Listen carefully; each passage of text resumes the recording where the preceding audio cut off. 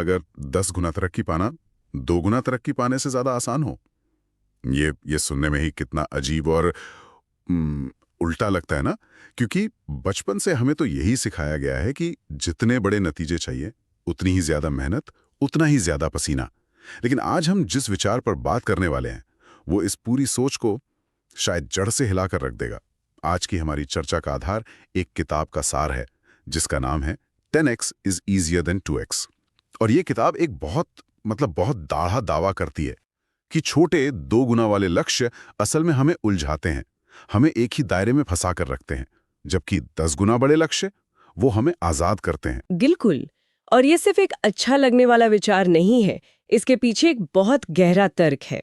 इसे ऐसे समझिए, 2x तरक्की का मतलब है कि हम जिस रेस में दौड़ रहे हैं बस उसी में थोड़ा और तेजी से दौड़ने की कोशिश कर रहे हैं, ज्यादा घंटे काम करना, थोड़ी और मेहनत करना।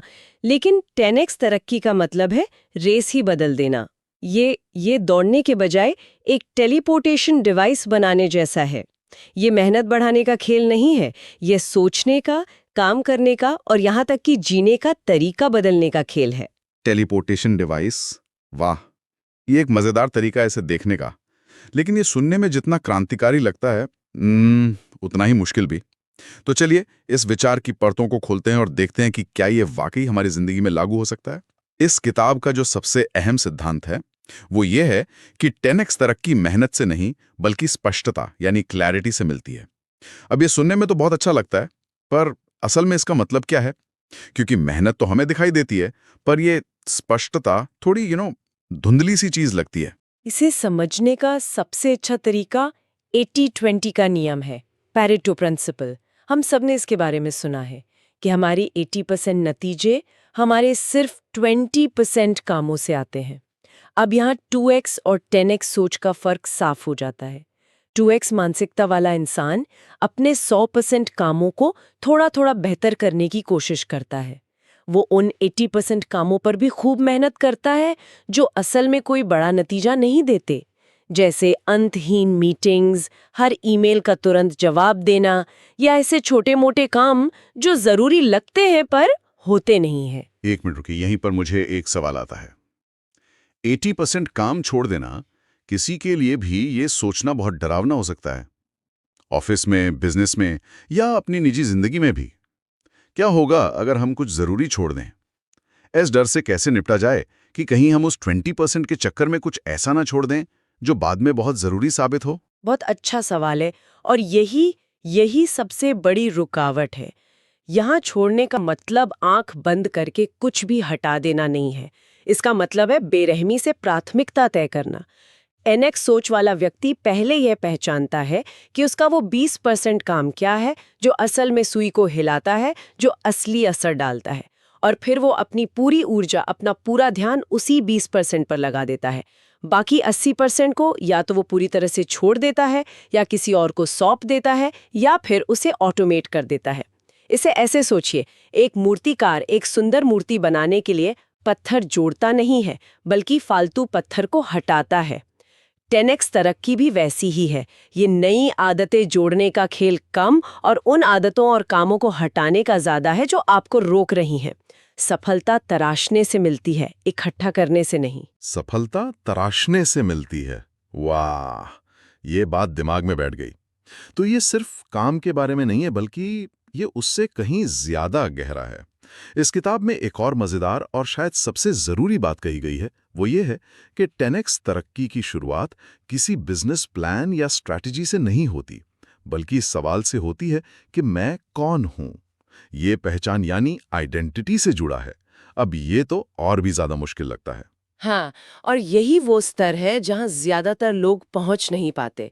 देखिए, 2x मानसिकता वाला व्यक्ति पूछता है, मैं अपने लक्ष्य को पाने के लिए और ज्यादा क्या करूं? उसका पूरा ध्यान करने पर होता है, doing.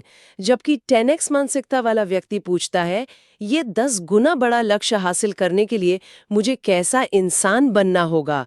Who do I need to be? उसका ध्यान बनने पर होता है, बीइंग। ये क्या बनना है पर ध्यान केंद्रित करना, ये वाकई एक बड़ा बदलाव है। लेकिन क्या ये सिर्फ एक मानसिक खेल नहीं है? असल में अपनी पहचान बदलने का मतलब क्या है? क्या ये सिर्फ खुद को शीशे में देखकर बार बार ये बताने जैसा है कि मैं एक सफल व्यक्ति हूं, या इसके पीछे और भी कुछ ठोस है? ये सिर्फ दोहराने से कहीं ज्यादा है। ये अपने मूल विश्वासों को बदलने के बारे में है। एक क्लासिक उदाहरण है सिगरेट छोड़ने का। जो व्यक्ति कोशिश कर रहा है उसकी पहचान है, मैं एक स्मोकर हूं जो छोड़ने की कोशिश कर रहा है। जब कोई उसे सिगरेट ऑफर करता है तो उसे अपनी इच्छा शक्ति का इस्तेमाल करना पड़ता है। लेकिन जिस व्यक्ति ने अपनी पहचान बदल ली है वो कहता है, मैं स्मोकर नहीं हूं। उसके लिए न कहना कोई संघर्ष नहीं है, ये उसकी पहचान का हिस्सा है। इसी तरह जब आप अपनी पहचान एक 10x थिंकर के रूप में बना लेते हैं तो आप उन छोटे मोटे 80% वाले कामों को न कहना शुरू कर देते हैं, क्योंकि वो आपकी नई पहचान से मेल नहीं खाते। आपके फैसले आपकी पहचान से निकलने लगते हैं, इच्छा शक्ति से नहीं। पहचान बदलने की बात तो बहुत शक्तिशाली है, लेकिन यहीं पर ज्यादातर लोग अटक जाते हैं। यह सोचना एक बात है कि मुझे ऐसा इंसान बनना है, लेकिन इसे रोजमर्रा की जिंदगी में उतारना बिल्कुल दूसरी बात है।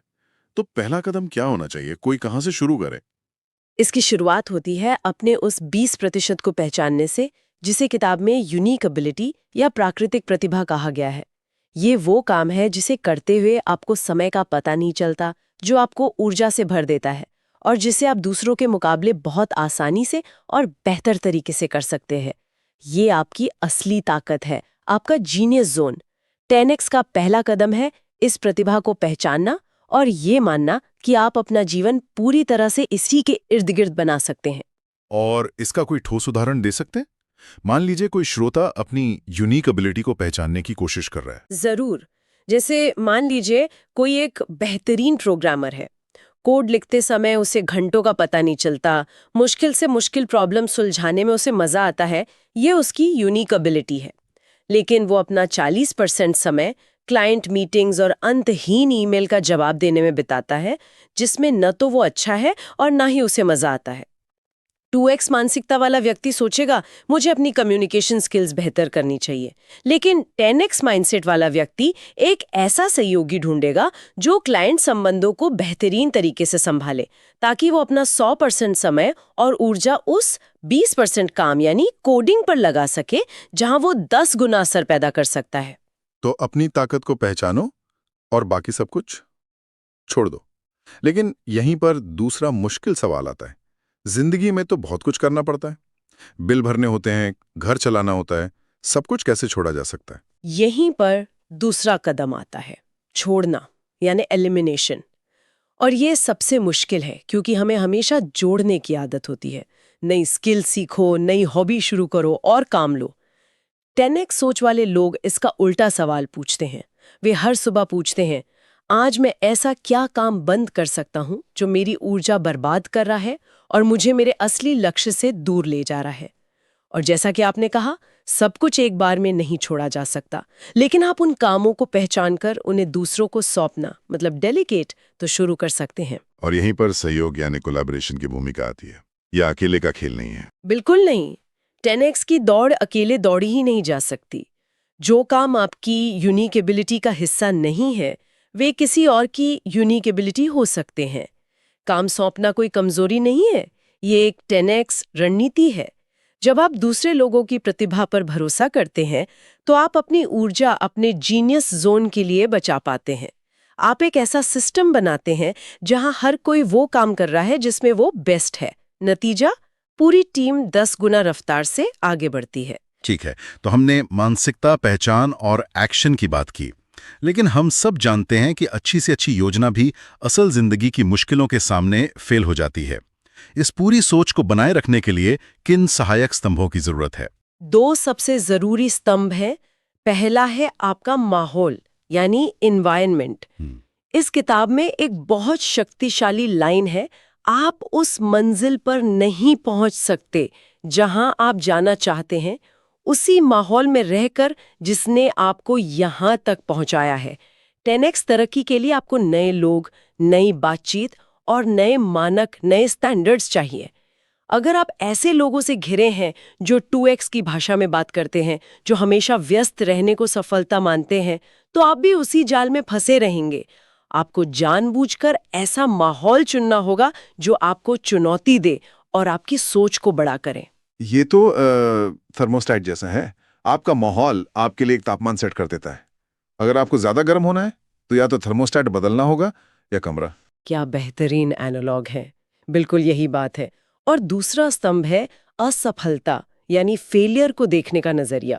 2X मानसिकता असफलता से डरती है, उसे अपनी बेइज्जती समझती है, इसलिए वो लोग सुरक्षित खेलते हैं, कुछ नया करने से बचते हैं। जबकि 10X मानसिकता असफलता को एक जरूरी प्रतिक्रिया, एक फीडबैक, एक डेटा पॉइंट की तरह देखती है। उनका मंत्र है जल्दी असफल हो, जल्दी सीखो, जल्दी आगे बढ़ो, fail fast, learn fast, grow fast. वो जानते हैं कि 10X के रास्ते में गलतियां होंगी ही, तो क्यों ना उन गलतियों को जल्दी से जल्दी करके उनसे सबक सीख लिया जाए।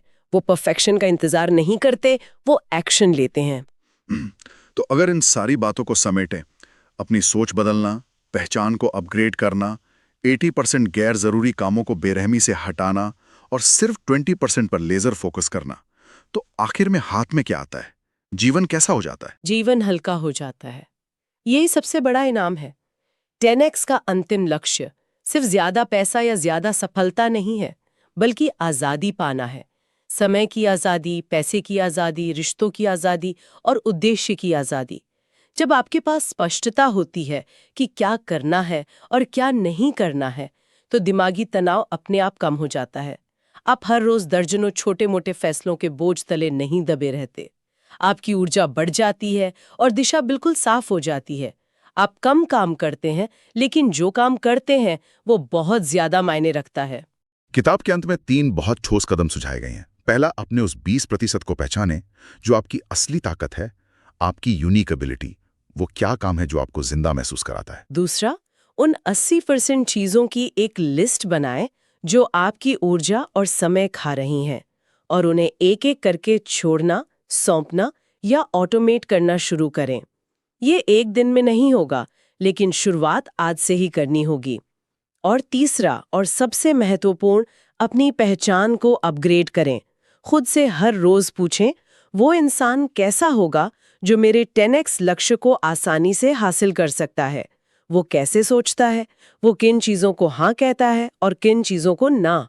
और फिर उस इंसान की तरह काम करना शुरू कर दें। यह चर्चा एक बहुत ही महत्वपूर्ण सवाल छोड़ जाती है। हम सब व्यस्त होने के विचार से बहुत जुड़े हुए हैं। हाँ। हमें लगता है कि अगर हम व्यस्त नहीं हैं तो हमको जरूरी नहीं कर रहे। लेकिन ये किताब कहती है कि व्यस्तता अक्सर प्रगति की दुश्मन होती है। अच्छा। तो सोचने वाली बात यह है, हाँ। मान लीजिए कि आपके लक्ष्य गैर समझौता योग्य हैं, यानी उन्हें हासिल करना ही है, लेकिन आपके पास उन्हें हासिल करने के लिए दिन में सिर्फ 4 घंटे हैं। हाँ। इस एक शर्त से अचानक कौन सी चीजें, कौन सी मीटिंग्स, कौन से काम पूरी तरह से गैर जरूरी हो जाएंगे। वही आपका 80% है। सवाल ये नहीं है कि क्या आप इसे छोड़ सकते हैं, बल्कि यह है कि आपको इसे छोड़ना ही होगा। हाँ। तो आज वो पहली 3 चीजें क्या होंगी जो उस लिस्ट से तुरंत हटाई जाएंगी?